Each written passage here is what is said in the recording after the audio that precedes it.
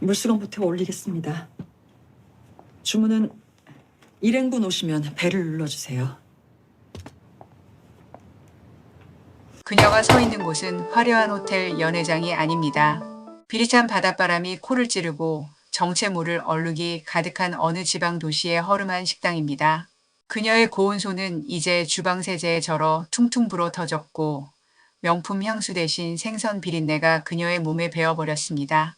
이름조차 버려야 했던 그녀는 이제 식당 사장에게 야, 너 빨리빨리 안 움직여? 라는 타박을 듣는 이름 없는 일꾼일 뿐입니다. 고성이는 매일 밤 좁은 쪽방에 누워 천장을 보며 생각합니다.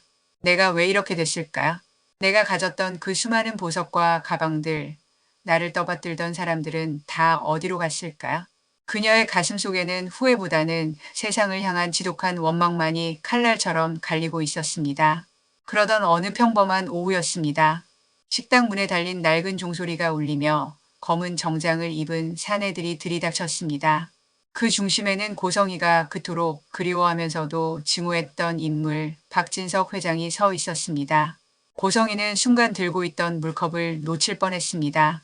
심장이 미친 듯이 뛰기 시작했습니다. 정체를 들키지 않으려 고개를 푹 숙이고 구석으로 숨으려 했지만 박 회장의 날카로운 눈은 이미 그녀를 꿰뚫고 있었습니다. 여기 주문 좀 받지. 식당에 손님이 왔는데 주인은 어디 갔나? 박 회장의 목소리는 예전보다 더 차갑고 단단했습니다. 고성이는 어쩔 수 없이 식탁으로 다가갔습니다. 박 회장은 그녀를 빤히 쳐다보더니 입가에 비릿한 미소를 띄웠습니다. 어이구, 이게 누구신가? 우리 고성의 여사 아니신가? 여기서 이런 앞치마를 두르고 설거지나 하고 있을 줄은 몰랐군. 주위 손님들의 시선이 쏟아졌습니다. 고성이는 쥐구멍에라도 숨고 싶었습니다. 박 회장은 지갑에서 수표 몇 장을 꺼내 바닥에 툭 던졌습니다. 이걸로 맛있는 거나 사 먹어. 아니지, 당신한테는 이 돈도 과한가? 당신 인생 참 화려하게 마무리되는구먼. 그는 비웃음을 남기고 식당을 떠났습니다. 고성이는 바닥에 떨어진 수표를 보며 손을 부들부들 떨었습니다. 수치심이 온몸을 태워버릴 것 같았습니다. 그날 밤 고성이는 박 회장의 사저 앞에서 밤을 지새웠습니다. 비굴함도 자존심도 다 버렸습니다. 오직 살아야겠다는 본능뿐이었습니다. 새벽녘 문을 열고 나오는 박 회장을 향해 그녀는 그대로 바닥에 엎드렸습니다. 여보, 진석 씨, 내가 다 잘못했어. 제발 나 좀 살려줘. 그녀는 박 회장의 바지가랑이를 붙잡고 울부짖었습니다. 나 감옥 가기 싫어. 이대로 죽기 싫어. 당신 아들 우진이를 봐서라도 한 번만 기회를 줘. 하지만 박 회장은 미동조차 하지 않았습니다. 오히려 혐오스러운 오물을 보듯 그녀의 손을 뿌리쳤습니다. 내 아들 이름을 내 더러운 입에 올리지 마. 넌 자식을 이용해서 욕망을 채우려던 괴물이야. 사람이 사람답게 살아야 사람 대접을 해주지. 넌 이미 죽은 거나 다름없어. 박 회장의 차가운 구두굽이 그녀의 손등을 짓누르고 지나갔습니다. 대문이 쾅 닫히는 소리는 마치 그녀의 인생에 내려지는 사형 선고 같았습니다. 고성이는 차가운 시멘트 바닥에 머리를 박고 짐승 같은 소리를 내며 울었습니다. 하지만 그 울음소리는 곧 기괴한 웃음으로 변했습니다. 그래, 당신이 나를 버려? 그럼 다 같이 죽는 거야. 혼자 지옥에 가진 않을 거야. 고성이는 품속에서 낡은 녹음기 하나를 꺼냈습니다. 거기엔 박 회장이 평생 쌓아온 부의 추악한 민낯, 불법 근저당과 정관계 로비 정황이 고스란히 담겨 있었습니다. 그녀는 미친 사람처럼 차에 올라탔습니다. 빗줄기가 쏟아지기 시작했습니다. 와이퍼가 쉴 새 없이 움직였지만 분노로 가득 찬 그녀의 눈에는 아무것도 보이지 않았습니다. 박진석, 너를 무너뜨릴 수만 있다면 내 목숨 따위 아깝지 않아. 그녀는 언론사로 향하는 고속도로에서 가속 페달을 끝까지 밟았습니다. 차는 빗길 위를 미끄러지듯 질주했습니다. 공포보다는 희열이 앞섰습니다. 하지만 운명은 그녀의 복수를 허락하지 않았습니다.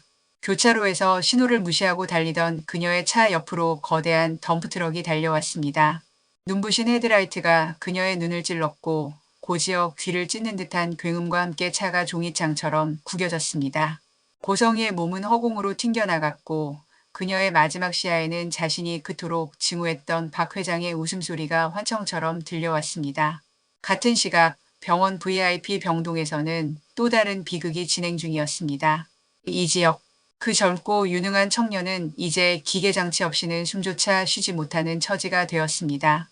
약혼자 은호는 그의 곁에서 밤낮으로 눈물을 흘리며 기도했습니다. 지혁 씨, 제발. 우리 아직 가야 할 곳이 많잖아요. 나 두고 가지 마요. 지혁의 어머니 다정은 이미 정신을 놓은 상태였습니다. 아들의 심장이 멈춰갈 때마다 그녀의 심장도 조각조각 찢겨나갔습니다. 의사 선생님, 제 심장이라도 떼어주세요. 제가 죽고 우리 아들 살리면 안 될까요? 다정의 절규에 의료진도 고개를 숙였습니다. 심장 이식만이 유일한 방법이었지만 기증자는 좀처럼 나타나지 않았습니다. 지역의 안색은 하루가 다르게 창백해졌고 모니터의 심박수는 불안하게 요동쳤습니다. 죽음의 그림자가 병실 가득 드리워진 그때 응급실 복도가 긴박하게 움직이기 시작했습니다. 뇌사 상태의 기증자가 나타났다는 소식이었습니다. 박진석 회장은 사고 소식을 듣고 고성희가 누워있는 중환자실을 찾았습니다. 피투성이가 되어 각종 호스에 의지한 고성희의 모습은 처참했습니다. 의사는 말했습니다. 이미 뇌 기능이 완전히 정지되었습니다. 곧 심장도 멈출 겁니다. 기증 의사가 있으시다면 지금 결정하셔야 합니다. 박 회장은 허탈하게 웃었습니다. 자신을 죽이려 달려가던 여자가 이제는 장기를 기부해야 하는 처지가 된 이 상황이 너무나 아이러니했습니다. 그때 박 회장의 머릿속에 지역의 얼굴이 떠올랐습니다. 아들처럼 아꼈던 하지만 자신의 아내 때문에 고통받았던 청년. 박 회장은 고성희의 차가운 손을 잡았습니다. 고성희, 당신이 평생 저지른 죄악 중에 단 하나라도 씻을 기회를 주지. 이 심장, 지역이한테 주자. 당신이 그렇게 망가뜨리려 했던 그 아이를 당신 심장으로 살려내는 거야. 그게 당신이 받을 가장 잔인하고도 숭고한 벌이야. 박 회장은 떨리는 손으로 장기 기증 서류에 서명했습니다. 수술실에 불이 켜졌습니다. 6시간에 걸친 대수술. 한쪽에서는 고성희의 생명이 완전히 꺼져가고 있었고 다른 한쪽에서는 그 생명을 이어받으려는 지역의 처절한 몸부림이 계속되었습니다. 차가운 아이스박스에 담겨 옮겨진 고성희의 심장. 그것이 지역의 가슴 속으로 들어가는 순간 수술실 안의 모든 공기가 멈춘 듯 했습니다. 박동 시작합니다. 하나, 둘, 셋. 전기 충격과 함께 멈춰있던 심장이 다시 뛰기 시작했습니다. 쿵, 쿵, 쿵. 고성희의 몸속에서 악의와 복수심으로 뛰던 심장이 이제는 지역의 몸속에서 삶을 향한 희망으로 뛰기 시작한 것입니다. 수술실 밖에서 기다리던 은호와 다정은 수술 성공 소식에 서로를 붙잡고 오열했습니다. 하지만 그들은 몰랐습니다. 그 심장이 누구의 것인지 어떤 피눈물을 흘리며 이곳까지 오게 되었는지 말입니다. 지역은 수술 후 사흘 만에 눈을 떴습니다. 여기가 어디야? 그의 첫마디의 병실안은 울음바다가 되었습니다. 지역은 자신의 가슴에 손을 얹었습니다. 예전보다 훨씬 강하고 뜨겁게 뛰는 심장의 박동이 느껴졌습니다. 엄마, 심장이 살아있어. 누군지는 모르겠지만 정말 고마운 분인가 봐. 그 말을 듣는 박 회장의 눈에 뜨거운 눈물이 고였습니다. 그는 끝내 입을 열지 않았습니다. 그래, 지혁아. 아주 착한 분이 너에게 준 선물이야. 그러니 그 심장으로 세상을 위해 살아야 한다. 지혁은 건강을 빠르게 회복했습니다. 그는 자신에게 새 생명을 준 기증자의 묘를 찾고 싶어 했지만 박 회장은 극구 말렸습니다. 그분은 조용히 떠나길 원하셨단다. 내가 행복하게 사는 게 최고의 보답이야. 지혁은 그 말을 믿었습니다. 그는 고성이라는 여자가 이 세상에 존재했다는 사실조차 잊어갔습니다. 하지만 박 회장은 매일 밤 고성희의 위패를 찾아가 술을 따랐습니다. 당신 심장이 저렇게 건강하게 뛰고 있어. 당신은 죽었지만 당신의 일부는 가장 선한 모습으로 살아가고 있네. 이제는 편히 쉬게나. 1년 뒤 지혁과 은호의 결혼식이 거행되었습니다. 세상에서 가장 화려하고 아름다운 예식장이었습니다. 지혁은 멋진 턱시도를 입고 은호의 손을 잡았습니다. 그가 한 걸음씩 내디딜 때마다 가슴속 심장은 힘차게 박동했습니다.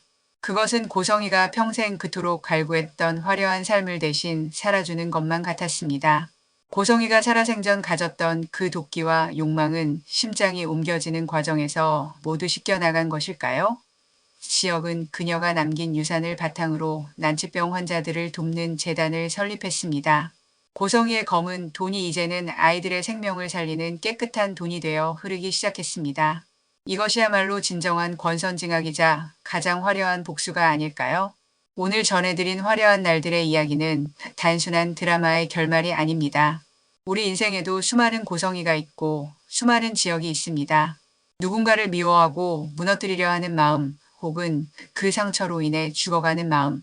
하지만 결국 우리를 살리는 것은 미움이 아니라 용서와 희생이라는 사실을 이 이야기는 말해주고 있습니다. 여러분의 가슴 속에 있는 심장은 지금 어떤 리듬으로 뛰고 있습니까? 누군가를 향한 분노입니까? 아니면 삶을 향한 감사입니까? 고성이의 비극적인 최후와 지역의 기적 같은 부활을 보며 우리도 한 번쯤 주변을 돌아보았으면 합니다. 내가 뿌린 씨앗이 훗날 어떤 열매로 나에게 돌아올지 말입니다. 오늘 준비한 이야기가 여러분의 가슴에 깊은 울림과 위로가 되었기를 바랍니다. 긴 시간 시청해주셔서 진심으로 감사합니다. 구독과 좋아요는 더 좋은 이야기를 만드는 힘이 됩니다. 여러분의 삶에도 화려한 날들만 가득하시길 기원합니다. 감사합니다.